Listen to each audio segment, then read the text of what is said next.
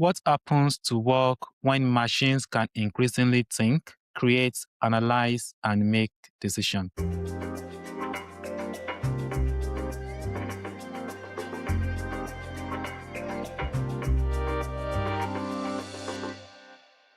Hello and welcome to Future State Podcast, the podcast where technology, law, leadership, and society meets.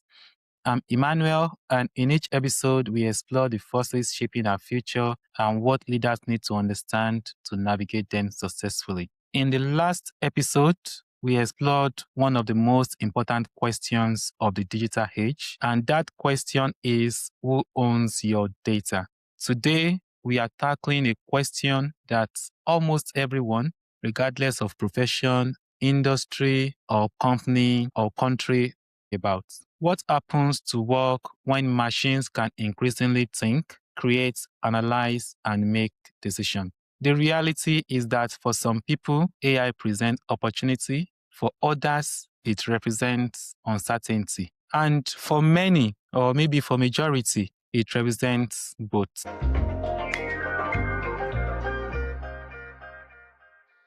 If artificial intelligence, AI, can write reports, generate software code, analyze contracts, create images, and answer customer queries, what will humans do? That is a question that we need to ask ourselves. For the last 2 or 3 years, we've witnessed remarkable developments in AI. We now have AI systems that has passed professional exams. Now we have generative AI that creates content and write it in seconds. We have tools that assist software developers. So it meant a lot of writing a code can now be written by AI. And currently, organizations are experimenting with AI-powered customer service. Any talk around businesses now is them seeking productivity gain through automation. And while all these things appears cool, employees are worried about job security. Come to think about it, if AI can do my job, then what will I do? My company will not pay me for doing nothing. Universities are now having that debate. Universities are now reconsidering future skills because who knows when ChatGPT can now write a standard dissertation with some prompt here and there. So universities are reconsidering as well. And then leaders question how organizations should adapt. This is a unique problem no one has witnessed before. So there is nobody that is prepared for this time. And that is why leaders continue to ask that questions, trying to position their organization to adapt. What I want to say here is that the future of work is no longer a future discussion. It is now a present reality. And the organization that understands this shift early, they will have significant advantage. Because right now, Claude can write code like a developer. So there are now a lot of adverts I see on Facebook, Instagram, and LinkedIn that you should replace your entire marketing teams with agentic AI. So we can't pretend this is not happening. Irrespective of risk of AI and governance, all the stories that we talked about, we've established it in the first instance that businesses and software companies, they move faster than the government. So even though there might be issues around governance, ethics, and the likes, remember, these organizations have started experimenting and even making use of it. So today, in this particular episode, we are going to explore what AI means for your job, for your career, for leadership, and the workforce of the future. This is not the first time we witness a technological revolution. Every technological revolution changes work. And I think we need to understand this pattern, because if we understand this pattern, it can reduce that fear. Whenever major technology emerge, there is always concerns about job. And history provides a lot of examples. We have the Industrial Revolution. Also with electricity, we have a lot of tools, electrical appliances that can do a lot of things quicker than we could do it. We have the computer. Before computer, we used typewriter to type. But right now, because of computer, nobody uses typewriter. And then, of course, the internet. Each innovation disrupted existing work. For certain, it disrupts. We don't need to sugarcoat it. It disrupts existing work. But the good thing is that each also created new opportunities. And if we follow past patterns, even though the old technology disrupt existing work, it always end up creating more opportunities, new job than what was lost. And let's give an example. Before the automobile industry became widespread, the entire industry depended on horses. So when car arrived, obviously jobs disappeared because horses is now for the rich people, right?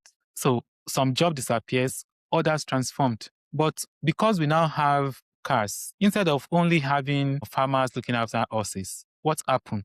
We have an entirely new industry, the car industry. Every 1 hour in the UK, hundreds of cars were produced. So, and that is what happened. And all over the world, look at the amount of jobs that come as a result of that. So, before computer, there are a lot of things that they do, typewriter, writing, and all those kind of stuff. But with computer, when the automation that comes with computer, many routine administrative tasks disappeared. But millions of new jobs were created, as new technology related jobs were created because of the computer. So the main thing that I want to argue here is that technology rarely eliminates work entirely. There will still be that job. What it normally do is it changes the nature of work. The question is whether AI will follow the same pattern. Because to be fair here, AI is different from all the past ones that we have. And that is the question. And I'm going to answer that. I'm going to go next into what makes AI different. AI is different from previous technology, because if we look at previous technology, let's look, for example, replacing horses with a car, or maybe replacing typewriter with computer. If you look at that, previous technology automated physical tasks, but with AI, it is not just physical activity. AI is increasingly automating cognitive tasks. Tasks that requires human expertise can now be assisted by machine. And what are those type of tasks? AI can draft reports, it can analyze documents, they can write software codes, they can translate languages. How many language can one person learn? AI can model more than 200 or 300 languages. And they produce marketing content even better than humans. And they process large volumes of information. And so if you look at that, you can see that it is quite different from what we've experienced in this past. In situations where a professional once spent 4 hours preparing a report, now they create that report very quickly within 1 hour. And all they do is an AI prepare the report within 1 minute or few seconds. And then instead of them writing it for 4 hours, they will now use 1 hour reviewing it. So instead of using 4 hours, they're using 1 hour or less. And the implication of that is that the task has not disappeared. We still want to prepare a document. What has changed is the nature of the work.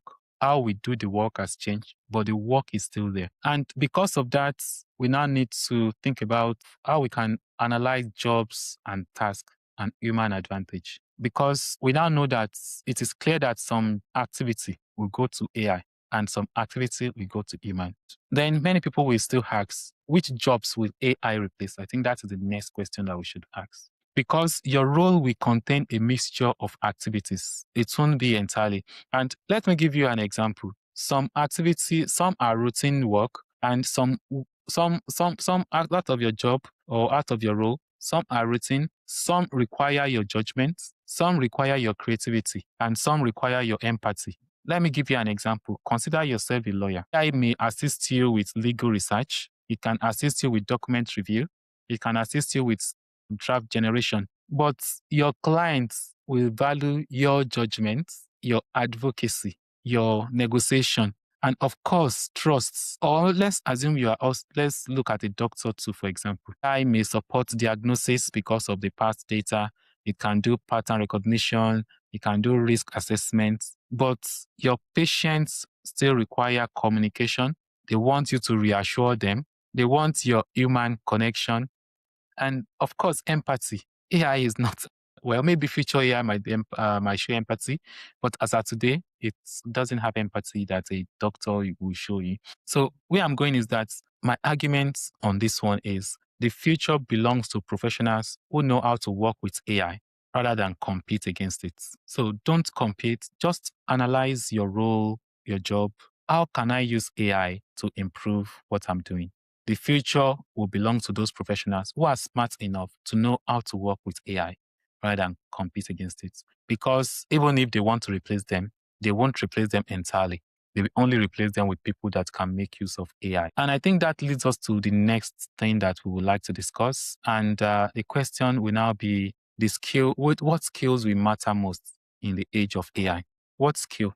What should we focus on? What should we concentrate on? So as AI is becoming more capable, there are some skills will be more valuable, no doubt about that. And some of them will be tasks that is human oriented. An example will be critical thinking and the ability to evaluate information and challenge assumption. AI is I would describe it as a one-way traffic. It's work based on a trained data and established rules. So you still need human to challenge assumption. In places where document is missing, for example, AI might hallucinate or AI might make decision based on what is in the document. But an human can speak to another person to say, I'm still waiting for this document. So there are areas where AI will definitely be useful. And then also in activity that requires creativity, that requires generating original ideas or approaches. In those areas, AI is also very, very valuable. I've mentioned communication. When you need to explain complex concepts, AI might not be able to do that, depending. AI might give you generic answers because it doesn't have that deep knowledge and experience that you have gained through attending conferences and speaking to other professionals. So, and also adaptability. AI cannot adapt. AI will only stick to what the data it is trained on. So, learning continuously in a changing environment, dealing with a new coworker, organizing meetings for, there are many things that AI will not be able to do. So, you need to understand what AI can do and what AI cannot do. And something that AI also might not be able to do is ethical judgment, understanding consequences of making responsible decisions. Sometimes AI might not be able to handle that because some of it might not be real. So the most valuable employees of the future may not be the most technically skilled because they will have AI that will write code quickly.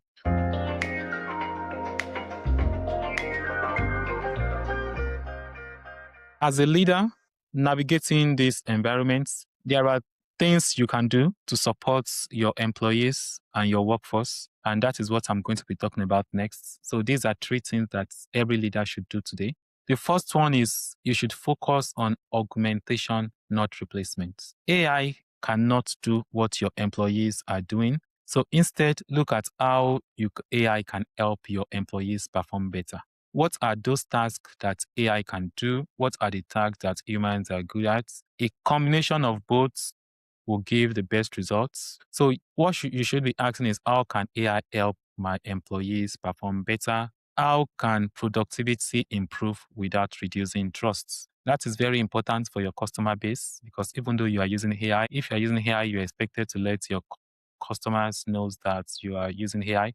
So in that respect, how can productivity improve without reducing trust? Will you still have same quality after using AI? So because the most successful organization will use AI to enhance people and not simply to replace them. Because at the end of the day, the job is there. So it's more of making that balance between what humans will do and what AI will do. And secondly, you need to invest in continuous learning because the half-life of skills is shrinking. New tools are coming up every day. So leaders should create environments where learning becomes part of everyday work. Your employees should continue learning. Even you yourself, you should continue to learn and develop because what you know today will expire soon. There are new technologies coming out every day. So in order for you to keep on top of things, you need to keep learning. And for you to keep grinding, these are two questions you should ask yourself. What new skills will our workforce need? And how do we prepare people now? Because you have to prepare them now. You don't want to wait. If you wait till the future, you are already behind. And finally, what you can do is you need to redesign work, not just jobs. AI has changed the workflows, responsibility, and decision making. So you need to think beyond job description. The question you should ask is, what should humans do? What should machines do? How can we combine both effectively? Because humans are good, machines are better in what they do, but they are both useful and we should get the best out of them. So the future What I want yours to know is that every generation faces technology shifts that changes how work is organized. And so the question is not whether work will change. Work has always been changing. It's not new. Work has been changing. The question we should be asking is how can we prepare people quickly enough where intelligence itself becomes increasingly automated? And perhaps even more important question, if machines become more capable of doing more work, how do we ensure human beings continue to find purpose, meaning, and opportunity?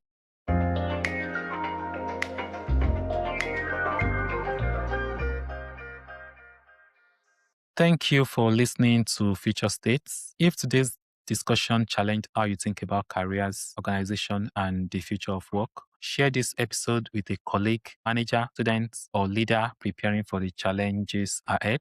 And next time, we will explore another crucial issue, and that will be building trust in an algorithmic world.